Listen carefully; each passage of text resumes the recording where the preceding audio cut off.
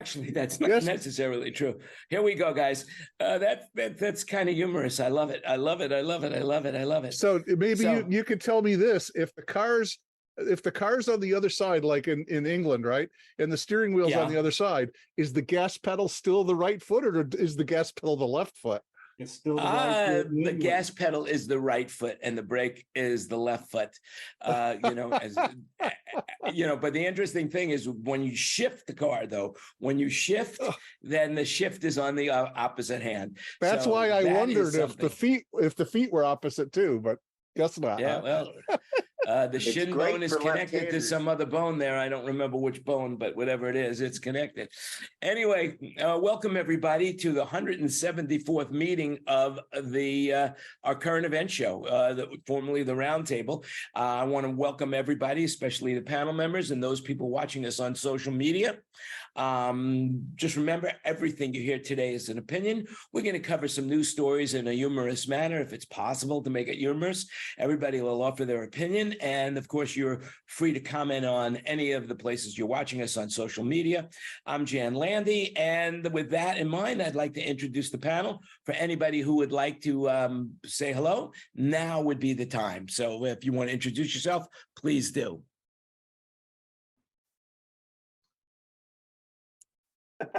Okay. Nobody wants to introduce themselves? Who wants to go first? See how organized we are? Well, Jan, I'll jump off, and I just was reading today. I'm Brian Scott. I'm Sound Integrity out of the Charlotte, North Carolina area, and I just caught this article right before we started, Jan. This guy was walking naked through the Dallas-Fort Worth airport, and they finally the police caught up with him and arrested him for mental emotion. But I mean, what was happening in there, I don't know. How did TSA take all of his clothes before he could get through the airport to search him? I'm not for sure what was going on. So Dallas Airport is huge. What terminal was he in? I don't know, because American has like 3 terminals. He was walking by a restaurant. That's when the police caught up with him. Interesting. Yeah, it is a large airport. But yeah, huge. Wait a second, is that unusual? That it's a large airport, or that he was walking naked? Well, both. Is that unusual that a man was walking naked in the airport? I don't know. Maybe he's protesting for the TSA system. That's for sure. That's for sure. Well, TSA they thought maybe he was another underwear bomber, so they had confiscated his underwear. Oh, yeah. The thing is TSA, they just caught these 2 guys stealing from people's carry-on luggage. There was a big thing about that. But did he have his shoes on? It was like he was so blatant. The guy was so sneaky. How he was moving the bags around. He's pulling people's monies out and shit like that, from there, and I always tell Bo, and one of the things that I want to talk about today is tips about flying, because you guys all fly a lot.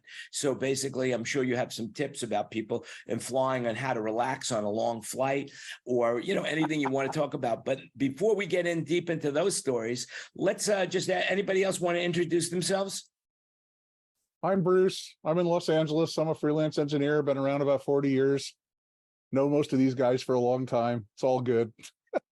So Bruce, the answer your and if you could, as you look at Bruce, you can see he's 40 years old. He's lived a full life, man.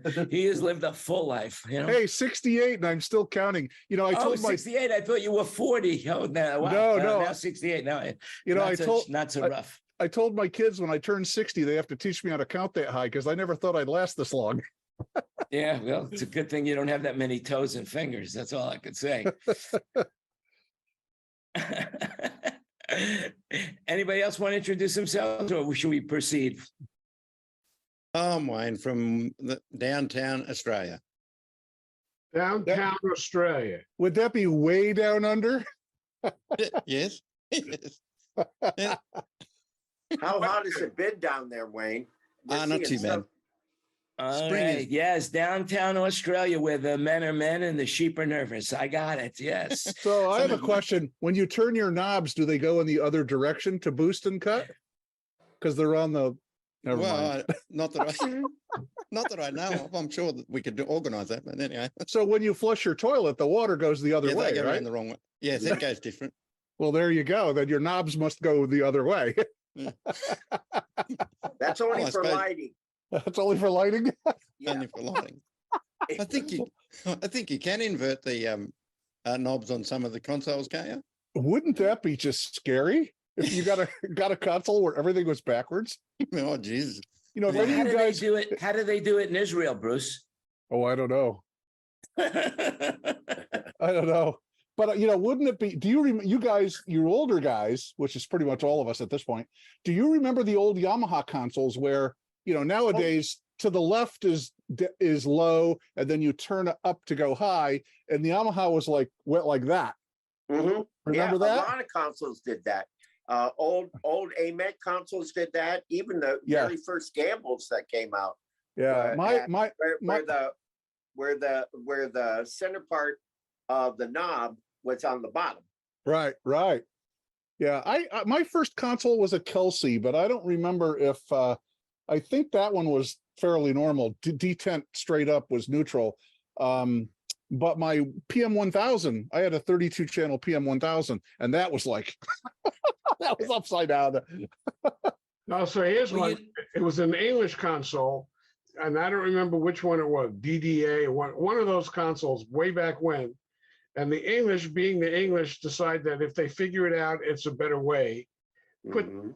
put the subgroups on the right and put input 1 next to the subgroups. Number them Soundtracks. from right to left. So input 32 was at the bottom of the board and input 1 was up the top. That was backwards. I wonder. Actually, David, I owned one of the 16.4.2 little, was probably the third console I bought, little one in about 1983, little soundtracks. And that's how it was in a little road case. But that's what they did. The subgroups were on the right and the channel 1 was next to the subgroups. And not only did they do that, pin 3 was hot on the way in and pin 2 was hot on the way out. Do you know a lot of things was pin 3 hot for a long time? And I remember, I don't know, you guys should probably remember. I remember it was either the late 80s or the early 90s when they changed to pin 2 hot. And we came in one weekend, a whole bunch of us, and just pulled out all of our, like RCA to XLRs and 1/4 inch unbalanced to XLRs. And, because we do, corporate. So everything is was all CD players and DVD players and all that kind of bullshit. But, we had to change everything to pin 2 hot. It was like a soldering festival for a couple of weekends in a row there. Pizza and whatever else that we won't talk about. Okay. That era of in Australia here, so Jan's was pin 3 hot, Yamaha was pin 2 hot, Soundtracks was, as I said, pin 2 hot on the way out and pin 3 in the early 80s. So you'd have an amp rack, you'd have a Yamaha amp, which would be pin 2 hot, and you'd have a Jan's amp, which would be pin 3 hot. The Pros were, so you'd have to, it was making sure that everything was in phase. And then, of course, JBLs were black terminal forward motion and other brands were red terminal. We always had issues with the smaller consoles with the tip ring sleeve inserts. Oh God, that was a nightmare. All right, so here's a piece of audio history. This was put out by the AES Society, and I got it at an AM show many years ago. Can you see what that says? Pin 2. Oh my goodness. Pin 3 hot. Pick one. Pin 2 hot. Yeah. That's great. Polarity selector. Spin it. How funny. Well, that's hilarious for those people that don't have any idea what you're talking about. I love it. Yeah, well, there's I'm sure there's a bunch of those. About it. That's what we were just talking about. Yeah. All right, so I want to know. Show that was part of the thing. After you do a mic check, you do a phase check, and Right. somebody walks around with you get a click, click, click. And, You're popping drivers. Yeah. Yeah. So how many of you guys in the old days, right? My first PA system was scoops and A7s and cellular horns and all that. And it was triamped with the big Hubble connectors. And then, from there we went to the Canon 4-pin and 6, I think it was 8-pin. And then from there, we went to the Neutrik NL4 and NL8, which I thought was the greatest thing they ever did when they came out with that stuff, because you could fix it with a screwdriver, and it was just, you could run over it with a forklift and the connector and nothing would happen. And boy, I'll tell you, but I remember all the Hubble connectors we used for speaker cable. It was, shit was heavy. I built a bunch of boxes with the four conductor trailer backup. Yeah, plug. right, yeah. Oh, really? Yeah, because they were Oh. cheap and they worked the same as Neutrik. It was right before the NL4 came out. So And I had don't they about, lock, don't they? yeah, they had a little door that they- makes it lock. Oh, that's a So great you could idea. buy them at the auto actually. parts store for like, $8 or something. And that was way before the NL4 came out. And of course, I got rid of them all when the NL4 came out. Oh yeah, we did a big changeover for that too. But man, I remember we had 1/4-inch stuff, and we had Canon. All the JBL stuff was 4-pin Canon, and then we had like some of the stuff that went on sticks were bananas. Remember the banana plugs? Mhm. Ah, it was Remember just the back of the early EAW boxes, like the first 850s and stuff, had Mhm. that white press board that the Canon plugs were attached to. Yeah. And Yes. you always just You right go, through the it. stagehands would go right through it. They'd plug Yeah. it and go all the way through into the box. Yep, I And do then they're remember. hanging down. You didn't have time to fix it, so you have to fish them out by the wires to the speaker, plug it in, put it back in, and then you'll fix it when you get back to the shop. Yeah, yeah. Oh Seal it with man. gaff tape and pretend it wasn't broken. Yeah. My A God, I Soundcraft- never knew what I missed in those days. Thank Sound- God. All right, that's all I could say. The Soundcraft 800B range. So Soundcraft, so I owned an 800B, and it was the last of the model. And somewhere in the last year of that manufacture, they changed from pin 3 to pin 2. The So that was Gambles, a bit. Gambles are pin 3. Yes. I'd left. But- mine on. It doesn't really matter as long as you know. But I think they created the international standard to be pin 2, didn't they? And originally pin 2 hot, pin 3 cold, and but, Yeah, what year was that? It was the late 80s, wasn't it? That made this obsolete. But you Uh. certainly had to check when you're putting your racks together, and it was so easy to put if you took an amp out to fix it and you put it back in, and you were using the either the banana plugs or whatever, because the amp didn't have cannons or whatever, but you're going to cannons, but all the amps in the rack were all quite different. It was quite easy just to cross patch one of your output wires if you didn't check everything. And I I've haven't done had it a to couple. worry about that in over 20 years. Yeah, You still have to pay attention though. Oh yeah. Especially if you're Hey, using Wayne, some were old- those the days when the amplifiers used to go up to 11? Yeah. One more louder. Also, in those days, they didn't have dual voltage power supplies. Okay, 8 mains power supplies. So if you went to Europe, okay, like I was working for a British sound company, so they go and they get a replacement amp. It'd be 110. Well, everything in the system was 240. You plug it in, kaboom, and blow it up. If you didn't Man. know what the heck was going on. Now, because they Greg, weren't you were autos. around in those days. Did you work with Spinal Tap? Actually, I tell you what, I was with Gary Newman. We were rehearsing the tour at in California at where's the Rose Bowl at? What's the name of the city? Pasadena. Yeah, there's a theater in Pasadena. Pasadena. We rehearsed during the day, and we had the strike at 7 p.m. They came in, Electrosound came in and set up for Spinal Tap, and they filmed all their stuff every night. So So It was could it have been the the Pasadena Civic Center because it the that's Pasadena that's Civic? where we did MC Hammer. right? Yeah. Were you there for Hammer? Because I was there too. Oh yeah, I was definitely there. I was that was my gig for A1 Audio at the day. Oh that my time. God, yeah. And- well, I And was a that was project where they manager. blew up every driver, and basically Hammer wanted it to. I mean, if you look at the video, Too Legit to Quit, basically they show a scene in a theater, and it's basically about 12 seconds of Yeah. viewing time. A 17-minute wanted- video, and it was so short.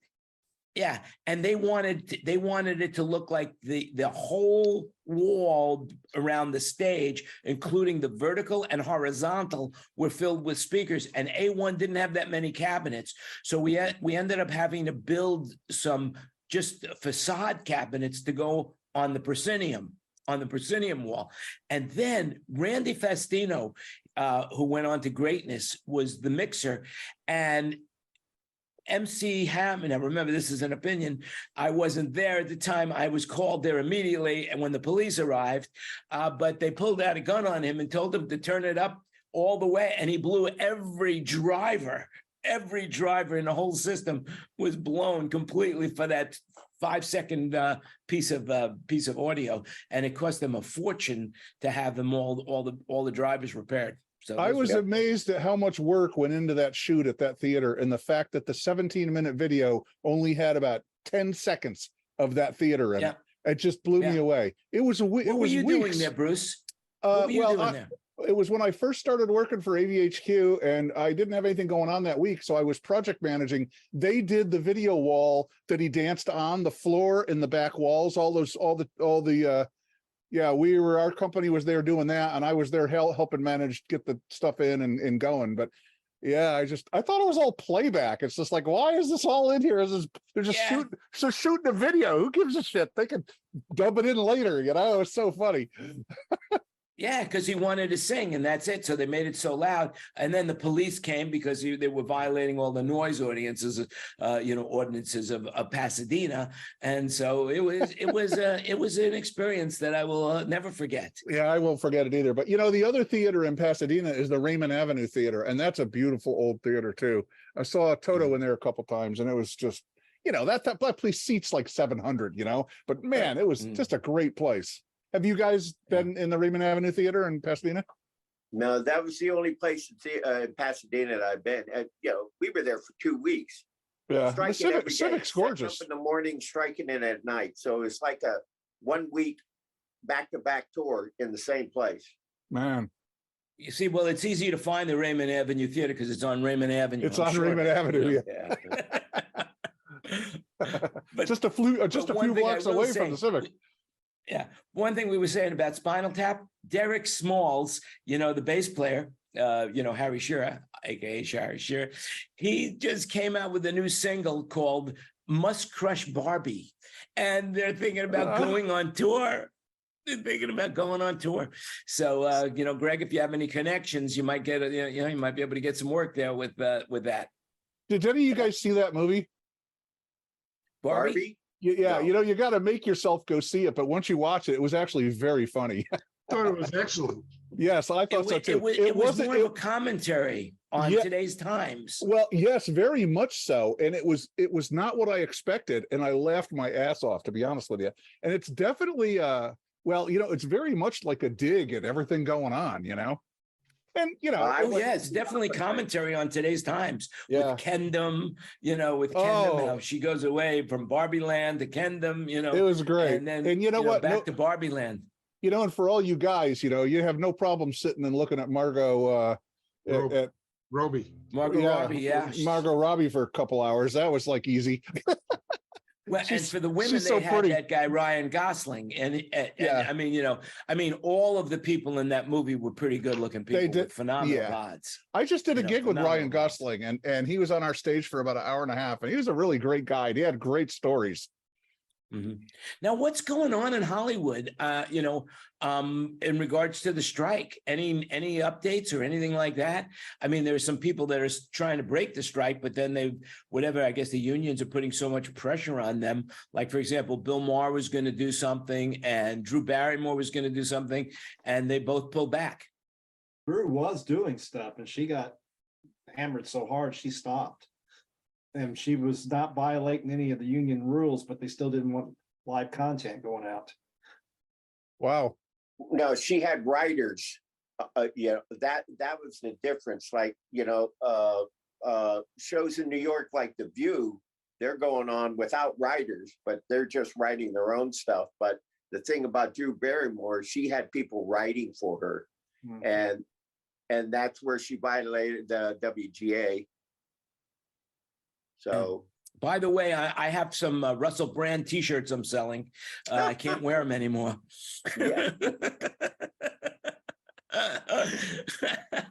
Oh man, could you? I mean, that's a woke movement there. You know, I feel sorry. I feel sorry for that guy, and I'm sure I feel sorry for the women as well that came in contact with this guy, because he's a professed womanizer. You know, he professes that's what he was, and that everybody was consensual. But you know, the thing is this: you could just ask Harvey Weinstein about that. I'm sure that you know, he felt the same way. You know, and he's in prison right now, and you know. Oh, by the way, did you guys see the thing that's running around the internet right now on Jeffrey Epstein? No. No, I missed that. I mean, seeing this as an opinion show, you know, there's this guy who is a knowledgeable trader, and he's an author as well, and he's started to do some research, and he can't find any of the trades that this guy is supposedly have made. In other words, he's saying that Jeffrey Epstein was created by either the CIA or a three initial agency, and to infiltrate the rich and famous. Must be working with those lizard people that are taking over the planet. Yeah, we never landed on the moon. It was all done in a soundstage. You know, I watched about 10 minutes of this guy, and he seemed so believable what he was saying, and the interview, and he did base everything with fact. It wasn't completely like cream cheese on the moon thing. I mean, he really, you know, but the thing is what is fact and what is fiction? I mean, you know, that's what I want to know. What is fact? What is fiction? Well, they're alternative facts, Jan. Alternative facts. Yeah. Well, I mean, what the hell is basically, that? I would agree. Alternative facts. You know, Exactly. so you know, but one thing that's not alternative is, by the way, we're speaking of Barbie, that the toy sales for the Barbie movie, you know, for the Barbie went up 25% right now. I'm sure. Now there's like 165 partnerships that they created with this. I mean, this is a huge enterprise that they've created with this Barbie thing. It's more than unbelievable, to say the least. It's more than unbelievable. And if you haven't seen the movie, I recommend you go see it. August 15th, if Taylor Swift ever came out with a doll, can you imagine Taylor Swift and Barbie against each other? You know, that could be interesting. Yeah. Her new movie is coming out, the documentary, and I hear through the grapevine, everything I've read, it's going to be a pretty impressive movie. Yeah, but we won't be able to get to see it because it's only going to have a 2-week run. It's completely sold out in Florida. I got tickets already. You I have tickets to see it. Yeah. I have a feeling that it's going to be a 2-week run, and then it's going to go wide stream. That it's going to be streaming everywhere. Yeah. Mark my words. Somebody's going to buy it from her, or she's going to put it out on her own Taylor Swift channel, whatever. I mean, it's Taylor Swift concert movie. Yeah, it's a documentary of her concert. Yeah, I think my wife got tickets for it. Yeah, it's supposedly really intense. You know, that stage that she's built, it's there's something like 178 people that work under the stage. Wow. Uh, I was reading that in I forgot where I read that. Well, there's a lot going on with that stage. You got risers. Mm-hmm. It's huge. Yeah. And there's a conveyor belt or something. Basically, she does, at one point, the stage opens up, she dives in, and then they have a video thing of, it looks like she's swimming, but in reality, there is a conveyor belt that she jumps on, and it goes from one end of the stage to the other at a rapid speed, so she could pop up at the other end of the stage. Which is pretty intense. And she had 2 of them built so they could leapfrog each other, so they could do, so when she goes to the next city, the stage is already there. That's why they have so many truck drivers. So here's what I want to know. What happened to hire a really good band and do a really good show? Who gives a shit about all the other stuff? I don't go to concerts to see all the special effects and crazy lasers and video. I just want the band to sound great. That Bruce, Hey, Bruce, I'm over it. you're no longer in the target demographic. Hey, Bruce, will you do one thing for me? What? Will you do one thing for me so I could have a highlight reel? I just want you to say, hey, you kids, get off my lawn. That's all. Yeah, right. Hey, get off of my lawn. You kids. You kids. I had my first chance ever to actually say that for real to a kid that was on my lawn. And by the time I walked away from the door and went back to do it, he had gotten up and left. I literally blew my once in a lifetime opportunity to yell How at a kid funny. off my lawn. That's great. That's hilarious. That's hilarious. Now, Bruce, when So, you're sitting in the Dodger Stadium or SoFi Stadium, and you're 250 feet from the stage, it's nice to have a 200 by 80-foot video wall. Yeah, I guess. But see, the difference is I'm not paying $250 for a ticket. 250. $1,200. And those are the cheap seats. Yeah, those are the ones in the parking lot, Bruce. For $250, you can sit in the parking lot. There ain't no band, as far as I'm concerned, worth that much money. Yeah. I mean, when Taylor Swift goes to town, it turns out that she generates like millions and millions of dollars for the surrounding area where hotels and restaurants and car rentals and Isn't you name it. I mean, isn't she on the record for the most grossing tour ever? It's Not done yet. it will be there because she's not done yet. Yeah, right. Well, Yeah, well, what was it? I think it's heading in that direction, isn't it? I had heard that. She's just it's under. going to be over $1 billion. She's going to just generate over $1 billion just in tour revenue. Not to mention, I mean, countries are begging her to come to their city. I mean, she went to Mexico Isn't that and amazing? it broke every record imaginable. And then, of course, the record stores are really angry that she went and broke all the records. But so they still have CDs. Yeah. They still have some CDs. You know, I'm sorry. Okay.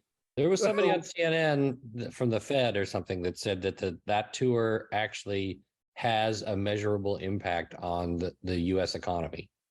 Like they can calculate the extent to which it's impacting the overall. Oh my economy of the United States. God, that's Because like unbelievable. Jan said, she brings millions of dollars. And I mean, to every town. When I got on the plane to fly home from Bend, everybody on the plane but me and my crew were all Taylor Swift girls with their moms. So the entire plane was full of Swifties.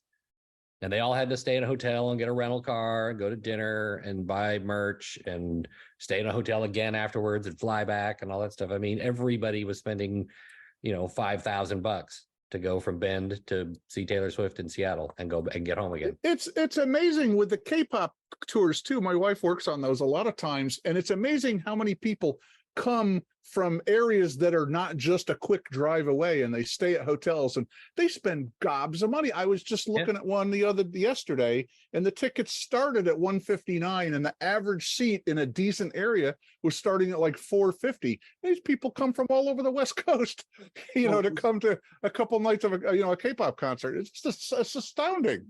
So, It's like- so two things I think Taylor Swift did brilliantly is that she never duplicated the same show. Right. If you saw her 4 times, you saw 4 different shows. Wow. Sets and everything else was done. So she All of mixed the catalog up. So it was never. So that's how she's getting the repeat business. But I read that during the finales in Los Angeles that she was triggering the seismic. No, that was in Washington. Was that in Washington? Yeah, it happened here. No, it's everywhere. It's Everywhere. everywhere. And the interesting thing is that people can't get inside the show are going outside in the parking lots, and they're building now. They're starting to build scaffolding up there in the parking lots where they can or grandstands where people can sit and have their own sing-alongs, and basically that's what's happening. And the people that are inside the show are complaining that the people outside are getting in for free. A set list thing to encourage people to see more than one is certainly a lesson you can learn from the Dead. That's what they did. It wasn't calculated. That's just what they did. But It's not lost on her and her management. that I got to tell you, much like theirs was. 2 weeks ago, I picked my wife up. She worked the Blackpink concert at the Dodger Stadium, and I was at the parking lot in the. Anybody familiar with Dodger Stadium? As you know, like any stadium, it's a huge ass parking lot. And I was in the middle of the damn parking lot where her parking pass was before I went over to the handicapped area to pick her up because she busted her foot and she was still working the gig. I sat, on the front of the car and listened like to the last 4 or 5 songs and the what do you call it when they go back on afterwards? Encore. The encore. And I knew what tunes they were singing. I mean, it was that clear in the damn parking lot. I couldn't believe it. Were you singing along or were you just listening? No. But she has to learn all the words to the song. So we do listen to them a lot when she knows she's working a gig. Oh, right. Because she's signing.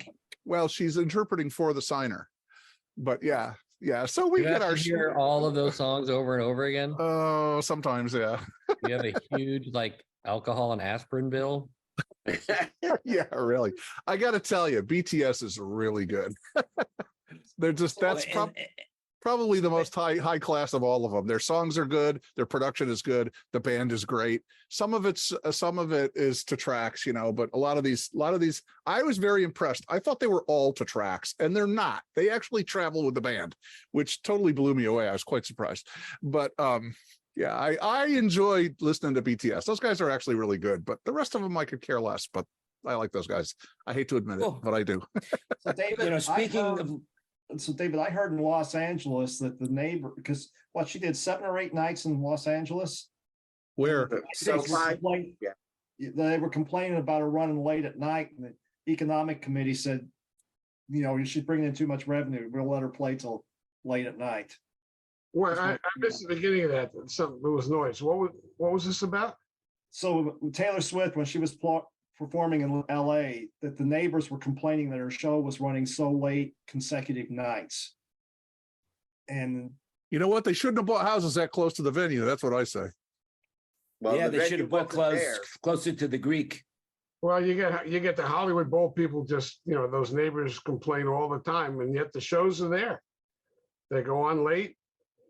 Yep. Well, it's like Burbank Airport. The airport was there long before the houses were. And for some damn reason, Burbank thought they had to insulate everybody's houses and change all their windows when the airport was there long before the damn houses. When I bought my house. Something really amazing about that story, and that is John Wayne Airport. John Wayne Airport. When you fly into Orange County Airport, they take off at a 45-degree angle or something ridiculous. And straight up. It's like being in a rocket ship because they got to gun the engine. So they have all this noise over the airport. And then here's the interesting thing. They named the airport John Wayne Airport. And he was the biggest complainer about the airport being there. He hated that airport there because the flight path was over his house. They could buy him off. And yet they named the airport after him. They were hoping he'd shut up. When I bought my house in Shadow Hills in 91, that one of the alternate landing, it goes over the hills of that area of the valley on that side. And I knew that. So when I went to look at the house, I actually sat in a lawn chair a couple of afternoons and to see if the planes were flying over the house, and they weren't. So I bought the house, but I wouldn't have bought the house if the planes were, gonna roust me every 10 minutes. So yeah, I can't believe these people that buy houses on they got the balls to complain about the planes landing, and they bought their house in the runway thing. They get a deal on it to begin with because it's in the runway path. Well, that happened. That's happening in Las Vegas by Nellis. Is that people build their houses close to Nellis Air Force Base, where all these military jets are coming and going, and they built it way after the airport, and now they're complaining there's too much noise at the airport. Same thing up here. That's what I say. Buy a different house. Hey, you kids, get off my lawn. Get off my lawn. But did you hear? I mean, Brian, I bet you know about this because I know you're in North Carolina. But what about this story about this F-35 that went missing near Charleston? I mean, is that not an amazing story? The pilot has to evacuate the plane while it's still running, and they don't know where it crashed, and it took them days. They had to put out a public announcement to the public. The rest of that story is that he felt the plane was not working. He had the plane on autopilot when he ejected, but his drill that he was running was in stealth mode. So they had the plane in the stealth mode and they had the tracker turned off, the GPS tracker turned off. And for some odd reason, that tracker's supposed to trigger on when the plane ejects, but stealths, they don't always trigger on because they don't want the enemy to find the plane first. So the plane actually did what it was supposed to do in foreign countries. Wow. It was not to be found. So Yeah. didn't the pilot like parachute into some local neighborhood next to some guy's house or something? Well, that's got to be kind of funny. But where he was at in That Williamson jet- County is back out in the middle of nowhere. You know, one It of was the, like something like 60 miles away or something like that, right? Where was the plane headed without the driver? That's what I want to know. If it was in autopilot mode, where was it going? It's like he landed here and the plane went like this. If you're looking at a map, Yeah. he was like here and the plane kind of went northeast, about 60 miles, they said. But then That's one of the most expensive planes in the military, and they've lost 3 of them in the last couple of years. That program's $100 billion. Unbelievable. Well, Well, where Marines did it have standed- crash? The Marines have standed down using that plane for at least another 2 weeks. They're on a stand down right now. Actually, from my understanding, they're stand down on all of the domestic planes until that is all the Marines domestic planes are on hold right now, where they're going through all the maintenance on them. I didn't hear that piece. It's a prudent thing, if it is, no matter what the length is, you know, when you get something like that, yeah, okay, you know. Well, where did they Let's find get- it? in the It woods. was out in the middle of a wooded area, sort of cotton field area that. Thank God it didn't land in the city. No, sparsely it looked like it was populated area. completely rural. It looked like it was completely rural, a tree laden, like a mountain. That's basically what I would call it, a mountain with a lot of trees. Anyway, it's crazy that happened in domestically as well. Of course, if it happened overseas, it would be a major story that every network, every cable news outlet, everybody would be running with it. But because it was domestic, it was kind of buried. But it wouldn't have been buried had they not asked the public to help them find it. Well, In they- other words, that's what public- got into the public attention. The public was asked, and then the other part too is that it was in a high poverty area of South Carolina, so there's not a lot of internet, and people just weren't the population in the area was not looking for it. They didn't know that they needed to be looking for it.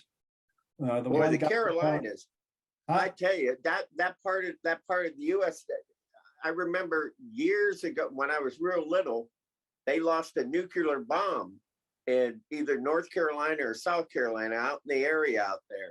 It was one of the B-52s. That's when we always had B-52 in the air with a nuclear bomb, and they were ferrying it from, I think, Maine to I don't know, somewhere in Florida, and something went wrong, and they had to drop the bomb, but it didn't go off. Thank Yeah, God. no. for Thank that. God. Yeah, and then it took them like 3 weeks to find it, and they finally found it, and then took them another 4 days to disarm it and get it out of there. I was just reading, there's still one nuclear bomb missing from all of these stories that they lose one. There's Yeah. one they still haven't found 60 years later. Yeah. There it is. So Well, I'm sure there's plenty of fail safes on those bombs that they just can't go up by accident. Probably in a bathroom in Mar-a-Lago. Yeah. So did you read or see the story about the cocaine bear? Oh, I Yeah. just watched that movie. It's really kind of funny, but it's ridiculous. It's a ridiculous. You have to really. It is ridiculous, put but your- there's some funny laughs. Yeah, it's a good movie. Yeah, there is. It's a true story.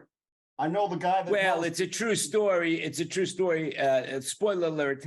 In reality, the bear did die from the cocaine, so the Right. story is, that's the only But part that of the was story sort that's of the true. same- The guy dropped the cocaine out in what he thought was going to be an area that he could easily find, and he couldn't get to it, and it was heavily wooded. And I mean, that was sort of similar to what happened to this plane. It just got off into an area that nobody was looking for. I mean, one guy That's right. did hear it crash, they quote unquote, but he didn't Mhm. think anything about it because there's moon stills blowing up all the time out there. So Yeah. Guys Hey, took that's the wrong to direction. quote Burt Reynolds in Deliverance, squeal like a pig. Oh, no, he didn't say that, but that kind of area out there, squeal like a pig area of the country. Anyway, but what can I say except I'm glad it wasn't me that's out there with the bear, the cocaine bear. But it's a funny movie. I think it's on Netflix. I think that's what it's on Netflix, and it's worth the watch. It's a 2-hour movie. Kerry Washington, I think, is in it. And she's pretty good in it. She plays a mom, but there's a lot of craziness in the movie. You have to suspend your belief system to be able to enjoy the movie, and that's easy for me to do. But speaking of suspending your belief of your reality, have you read what Delta Airlines is doing with their Sky Miles program? Oh, don't even talk to me about that. All right. So historically speaking, when you get on a plane, you get mileage for the amount of time that you fly. So if you fly from point A to point B, and it's let's say it's 1,000 air miles, you get 1,000 air points. Delta is changing that now. They're not going to be giving the flyer the points, but they're going to be giving the Sky Mile points to the person who buys the ticket for the price of the ticket. And anything else that you buy from using their cards, it's all about dollars now. Yeah, Americans doing miles and dollars, but the bad thing about the American one is they're giving, which I've been experiencing lately, going back and forth across the country, is they're giving card holders that have the executive card or whatever the hell it is, they're letting them get on the plane in group 2, group 3, and group 4, when group 3 is platinum and group 4 is gold. And as far as I'm concerned, I fly long and hard to make my platinum flying. I don't want all these people that have credit cards getting on the plane before I do. Give them group 5, Yeah. But well, that's my point. That's exactly what I'm saying right now. That's the because bummer of the whole story. Just because they spend $50,000 a year on their credit card, they get to get on the plane before somebody who flies 100,000 miles a year. I think that's bullshit. Here's the thing with Delta's new program. The top tier is Diamond, and you have to, in a year, before you have to fly 200,000 miles in a year. Okay, for some people that's pretty easy, but now you have to spend $350,000. Whoa! To get Diamond. That's the top tier. And I just sat there and went, forget it. So I have until the end of the year to use up all my miles, and because I got grandfathered in from Northwest, and I had 1 million miles with Northwest. So, just going to burn them out and go visit some relatives, and that's it. Well, and Americans getting ready to go on strike here any day now. So, I mean, because we're all in panic in Charlotte because we're American hub. And oh yeah, the pilot, or not the pilot, the flight attendants are getting ready to walk out.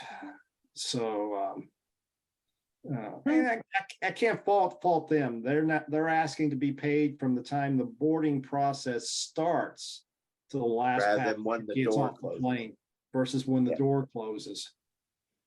And they've been doing this trick now where the pilots will fly back up to the gate with a mechanical issue.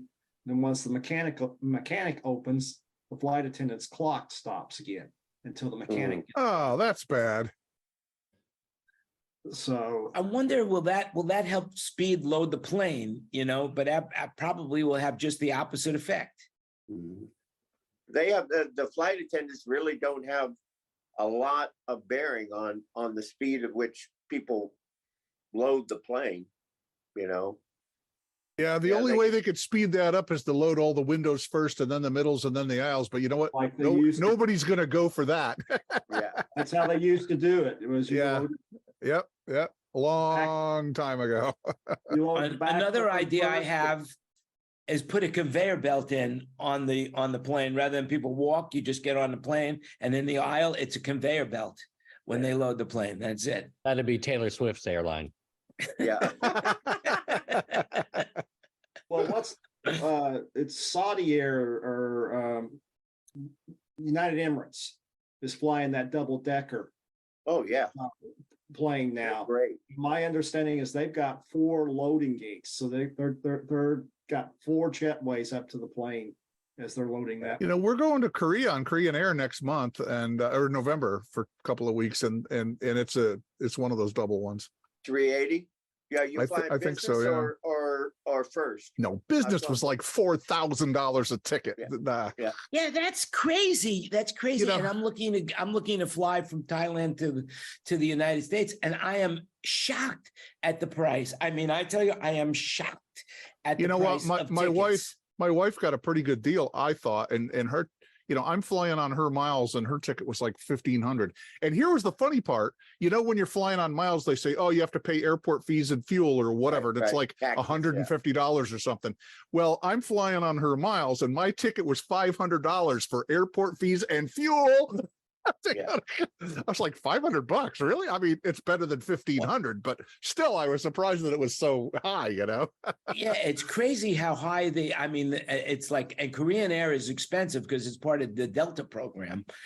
You know, so that's But I got to tell you, man, the Korean airplanes are beautiful, and the food is so good, and there's room in coach. You know, it's a very comfortable plane to fly long distance on if you're not springing for, you know, business or first class. I was the first time we went to Korea, I was totally flabbergasted. I couldn't believe how nice coach was. It was great. They took really good care of us. So what's your tip then? Give us some tips. What do you guys do on a long flight? I mean, is there any tips that you want to pass on to everybody else? I mean, wearing loose clothes, bringing, you know, a noise canceling headset, you know, having you know, does anybody ever take those pillows here of us, you know, the neck rest? Flying twice, won't ever use it. You know, personally, Coach Plus and good headphones. So you're either watching your iPad or you're plugging in. But I got to be honest with you, even on the American, the newer planes that have the screens built in and you can plug your headphone in, half the time the headphone things don't even work. So the big thing that I do is on my iPad that I run all my consoles with. The only thing that's on my iPad other than console programs is movies to watch on the damn plane. You know, so you get in Coach Plus, so you got 2 or 3 inches of extra room. And you bring your iPad and a good pair of headphones, and you just grin and bear it, you know. Okay. And the Does higher you anybody are on fly the food Delta? chain, the Do you easier ever it is. fly on Delta? Could you explain to me? I mean, they have Delta One, they have first class, they have coach, they have preferred coach, prestige coach. Does anybody know what any of those means? What is Basically, business Delta class One on Delta? Is their long haul first class. Okay, so long haul saying you would fly Delta One if you were flying New York to LA. You wouldn't fly Delta One if you were going from LA or from Tampa to Atlanta. You would fly on short haul. First class is basically the same as business class, but they call it first class. Right. Business class long haul is first class short haul. Correct. Yeah, that's American too. Yeah. So and then you got Comfort Plus, which means A couple extra inches of room, right? Extra inches of room, and if it's longer than an hour or two, you get the snack thing comes and passes around to you, you know. But yeah, that's it. So yeah. The great thing about the extra room, you know, is if you have the some of them called Coach Plus, and I forget what American, you know, Yeah. I fly on American and I always call it Coach Plus, but they don't call it Coach Plus. They call it something else. Comfort Plus. Extra. It's extra, right? Extra. Is they won't book the middle seat unless they're overbooked and, you know, they're flying a bunch of standbyers. So usually the middle seat's not full. My last 2 flights, they filled the plane because there was about 20 people going standby, but you know, that's kind of nice. If you're in Coach Plus and you got nobody in the middle seat, it's actually quite comfortable. So Bruce, I was on the new 737 to Detroit on Monday, and I was in exit row. I didn't get my upgrade. And the guy and I were, there was another guy, I was in the window and the guy was on the aisle, and we were talking about how, because I was in the second row, the second exit row. Right. I basically have my legs out. Okay, this is going to be a great flight. And at the last minute, this 6'3" linebacker who couldn't get his shoulders inside the width of the seat. Oh sat man. down. I'm scared the entire flight over like this. And but I mean, I miss the old days before they had all these miles programs, because in the 90s and the early 2000s, it was how your attitude was with the gate agent. I got more first class seats with gate agents just by being so kind to them when I went to check in. Oh, so I flew into Dallas one time and it was pouring rain and it was like 1 in the afternoon and they closed the airport, right? So I'm walking down through the airport and there was a gate with a couple of gate agents and there was no planes going out and they were just standing over there doing whatever they were doing, right? And so I walked over, and I'm usually it takes a lot to piss me off anyway, and I walk over and I put my elbow down and I just sort of looked at him and I says, man, you guys must be having a really rough day with everything shutting down today, huh? And she says, yeah, people can be really assholey. And I said, boy, do I know that. And she looks at me and smiles and she goes, where are you going? And I said, Miami. And she says, yeah, you're stuck here for a while, aren't you? And I says, yeah.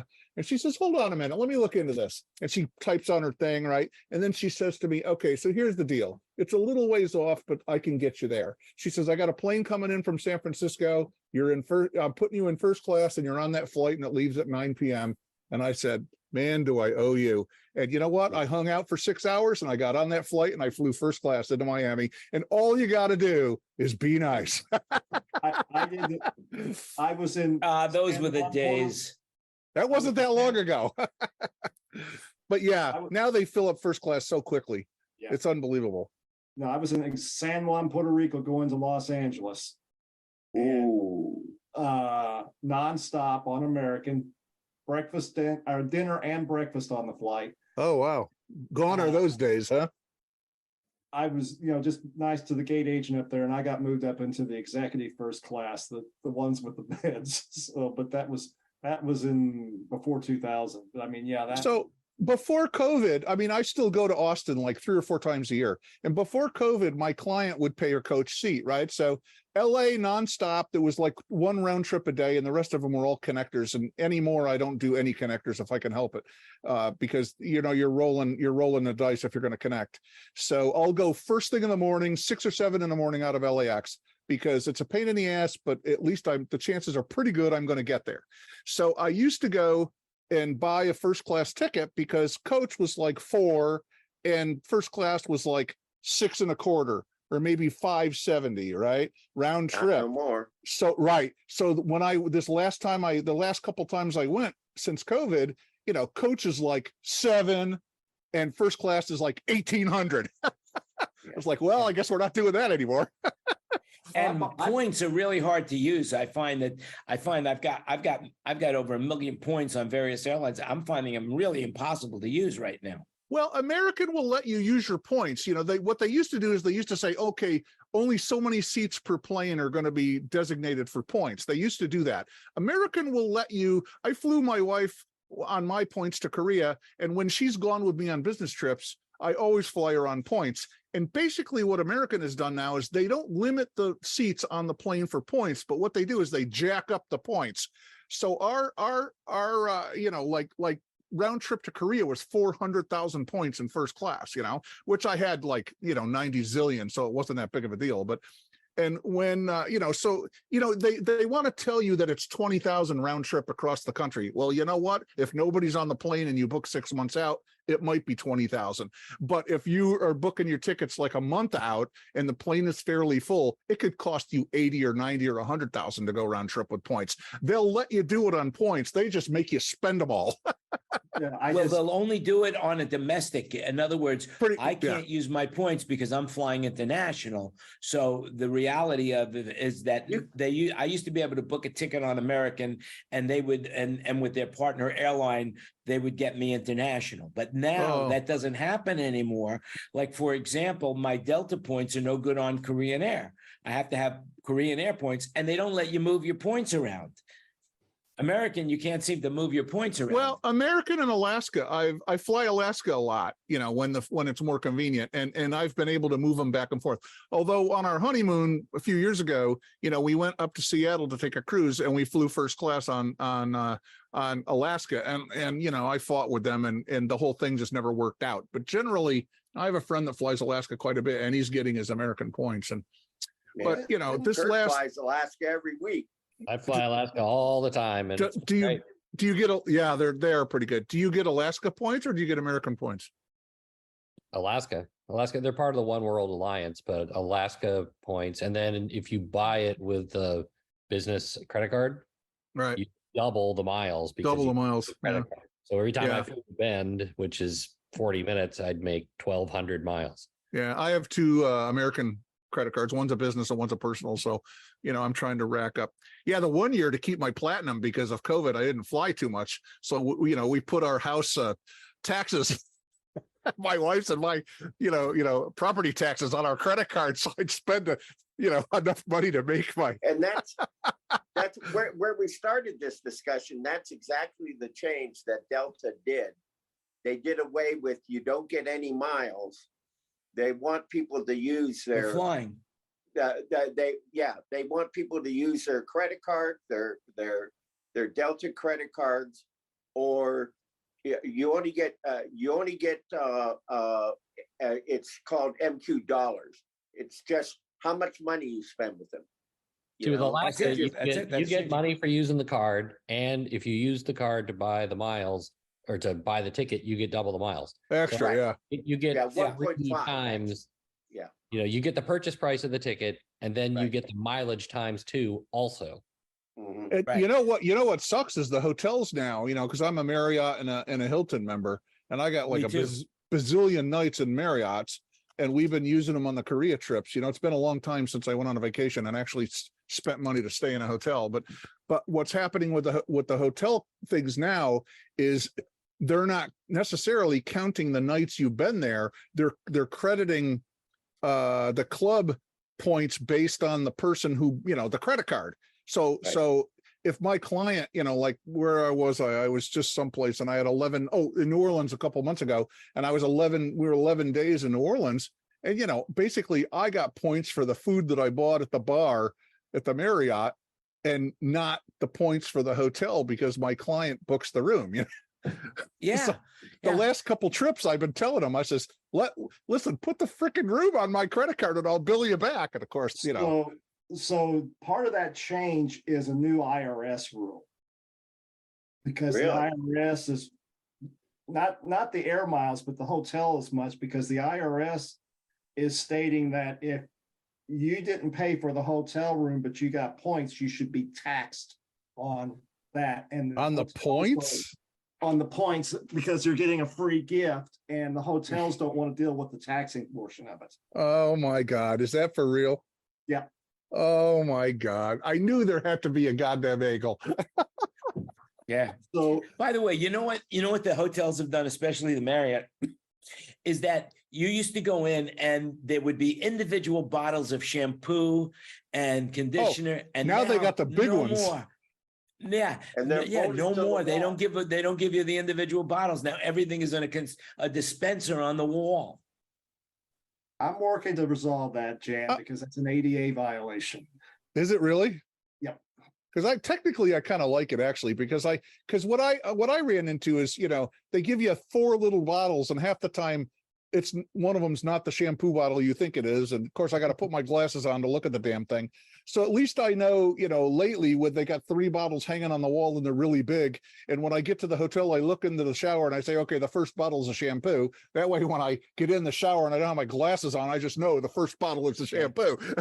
Now I got to bring my own bottles to fill up. I can't believe it. Now I've got to bring my own bottles to It fill up. might also be an environmental action on the hotel chain's part because they could refill those Those aren't Right. disposable that are on the wall. They get refilled, so it's less waste. They can buy it. No. It's they in the Marriott they put in these special bottles that got a special hook on them No. so that you can't take them Right, off. but you're not having all those small individual plastics Yeah. being thrown away. Right. That's what Yeah, I'm saying. I know. Like I'm saying, now you got to bring your own bottles if you want to have shampoo for the So hotel. you're saying that know? the big bottles might be an issue? Well, it's not the bottles themselves, it's the control mechanism on it and the pumping and the action to get the soap out of the. I mean, the hotel that I was in on Monday night, they don't even have bar soap for the sink. You had a pump on the side. The body lotion was on a pump and the hand soap was on a pump adjacent from the sink. But that pumping action is somewhat problematic. Now they got the bottles fixed, and you still have to operate with a closed fist. But the pump that I was trying to use in the hotel Monday night, it just was not cooperating with me, and I had good hands and fingers. Isn't that interesting? So I wonder if the ADA is going to go after the new Apple Watch that you got to go like this, so to get your watch to do something. I wonder if the ADA. Apple has been pretty good about making sure theirs is compliant. I mean, Apple made a device they actually created their own app and put it on the portal that you put a lanyard on it and you hang it on your body like this. This is the Apple phone with a LiDAR on it. And it works as a voice control to help blind people navigate. It will tell them what's in front of them and Cool. distance and stuff like that. So I actually saw on LinkedIn before we got on, somebody said, finally, there's an Apple device that actually works and is useful. And it was a robotic apple picker in an orchard. Oh, very interesting. Very interesting. Yeah. Wonder if they could make. By the something, way, I read an article that the airlines are slashing their prices for off-peak travel this up to 29%. So I don't know I don't know how that's going to affect us, but I guess, I guess it will affect us somehow if it really is a true story. But anyway, we are, wow, this hour has gone by so fast. I can't believe it. We've been live for more than an hour and 2 minutes, which is pretty impressive. And by the way, I want to thank Chris Watkins, if he's still listening. He actually signed up on LinkedIn and he's watching us on LinkedIn. So I hope I pronounced your name correctly, Chris. Thanks for watching. And for anyone on social media that is watching, thanks a lot. Remember to share the video if you can. Give us a thumbs up. It'll help. We're getting 40, 50, 60 people watching us. It blows my mind that people have nothing really better to do with their lives. Unbelievable, Bruce, are you downloading the show so you watch it on the airplane as well? No. Damn, and he's even part of the show. Unbelievable. Hey, listen, speaking of watching, at the tip of the week, I had a tip of the week, and that is The Simpsons. Brandon, it's the 35th season for The Simpsons. 35. So it looks pretty cool. So the Simpsons Sunday, are celebrating right? their 35th anniversary. I mean, that's probably the longest cartoon show in the history of television. So congratulations to The Simpsons. They still look the same. They still look the same. do they still have Grandpa Simpson, or is he done? Is he still a character? I haven't watched it in a while, but Because he'd have to be like 150 now. yeah. Well, I did see somebody said that the person the person who voices Bart is in her 60s now. Oh yeah. Wow. But Yeah, still has they've that done voice. pretty well for voice caricatures, and I'm sure there are people that could duplicate their voices. They've been able to maintain their positions, voicing the Simpsons for all of these years. I don't know if they've been made any changes, but it's very impressive. The Simpsons, and they still have only 4 fingers. I love it. There you go. So that's something that you didn't know. And so the tip of the week is, just in case you didn't know it, that Friday is the last day of summer. So I don't know what that means to you, but Good. I just thought I'd let you know that Friday is the last day of summer. I'm over it. Not here. It's just Yeah, starting, right, Wayne? It'll be the first. It's going to be the first day of summer, I think. Here. Be the first day of spring, wouldn't it? You're in winter right now. No, we got a few. We're in spring now. We're in spring now. We got a couple of months to go before summer.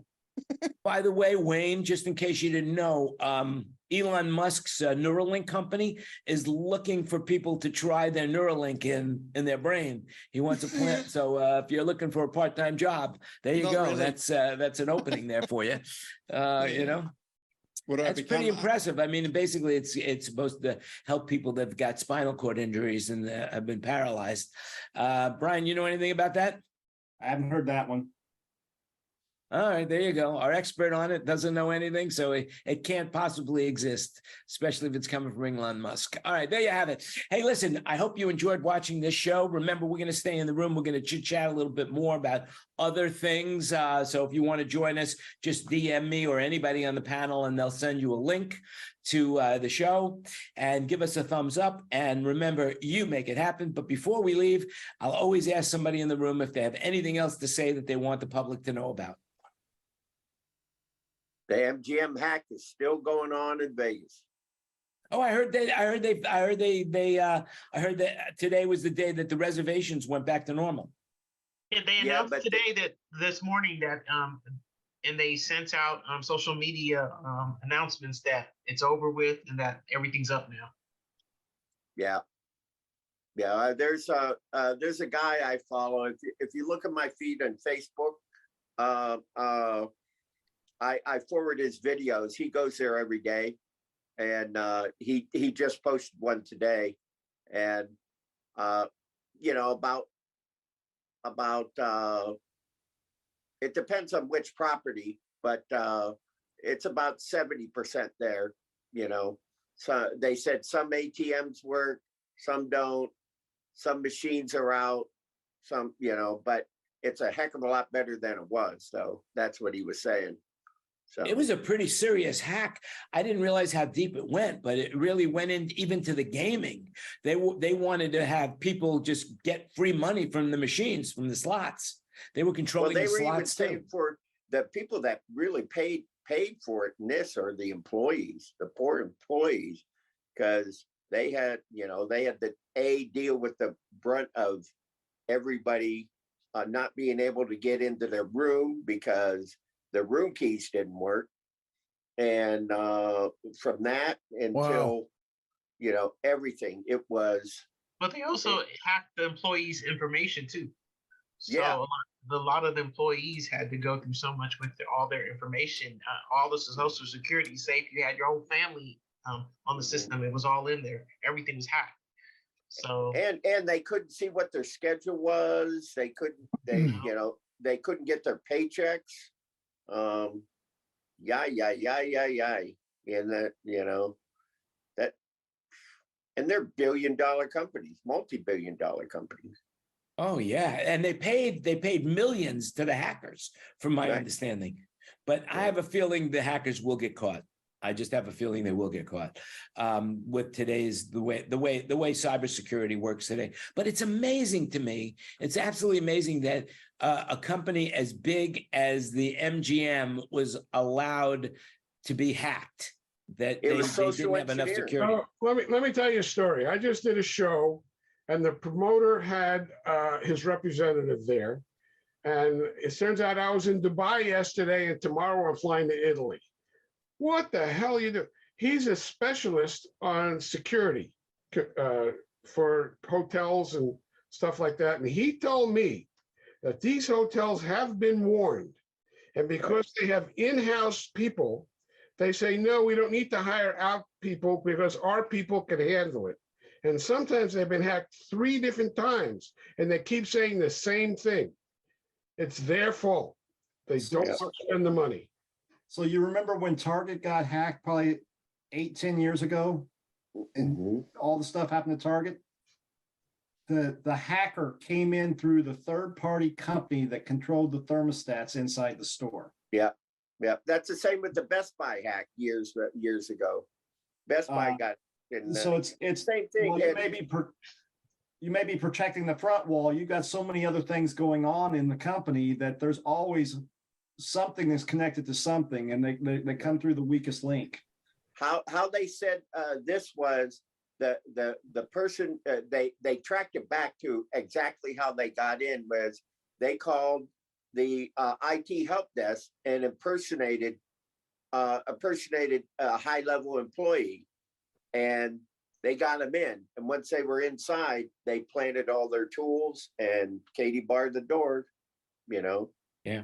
Well, it's scary. It's a scary thought, because if they get into the banking system, good night nurse is what they say. So, I mean, I bet you haven't heard that expression in a while. So with that in mind, listen, ladies and gentlemen, children of all ages, thanks for watching. Remember, this show is not designed for children. I hear somebody. I wonder why. Anyway, not designed for children, but anyway, that's where we are, and that's where we'll stay. And just remember, you make it happen. Thanks for watching. Stay safe and healthy, and we'll see you again next week for our 175th episode of our current event show, formerly the Roundtable. And thank you once again for watching. You make it happen. Have a great week, everybody. See you next week. Bye. And we are off the air. David, I'm here.